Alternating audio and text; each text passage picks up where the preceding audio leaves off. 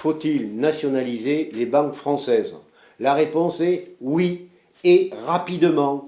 Pourquoi?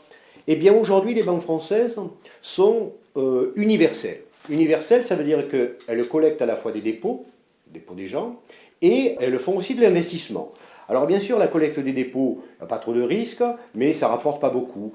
La spéculation, il y a beaucoup plus de risques, et c'est beaucoup plus rentable.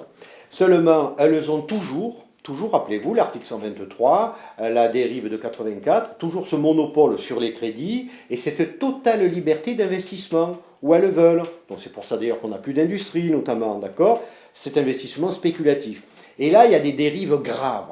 Je vais vous prendre un exemple que tout le monde a entendu parler aux États-Unis. Le financement du logement est fait par 3 banques, 3 agences.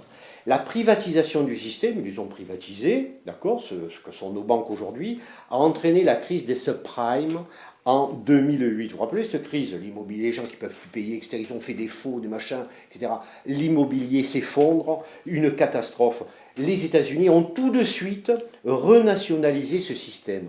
Mais ne croyez pas que la nationalisation, c'est le fait de la gauche, pas du tout. Prenons des exemples. Les États-Unis, après 29, ils nationalisent tout. Ils nationalisent en 80 leur caisse d'épargne parce qu'ils disent qu'elles prenaient de trop grands risques. Ils nationalisent en 2008 leur compagnie d'assurance, comme AIG notamment. Et autour de nous, eh bien, les Anglais ont nationalisé leurs banques. Les Pays-Bas ont un système bancaire entièrement nationalisé. Et l'Allemagne, alors l'Allemagne, on s'étonne pourquoi ils empruntent à 1,3 alors que nous on emprunte à 4. Eh bien, l'Allemagne, la majorité du système bancaire est nationalisé. Alors que l'État a le pouvoir de définir les taux. Si la banque trouve de l'argent à 1%, l'État va dire « Ok, moi je vous l'emprunte pour ma dette, mais à 1,10, point à la ligne, c'est moi qui décide. » Donc, il faut retrouver cette maîtrise des taux de crédit et cette maîtrise surtout de l'investissement, ce qui apporterait aussi beaucoup plus de garanties aux déposants.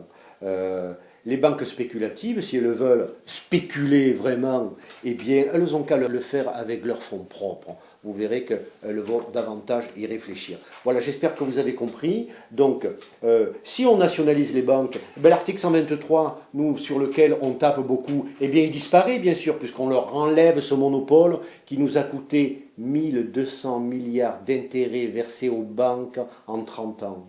Ça parle tout seul.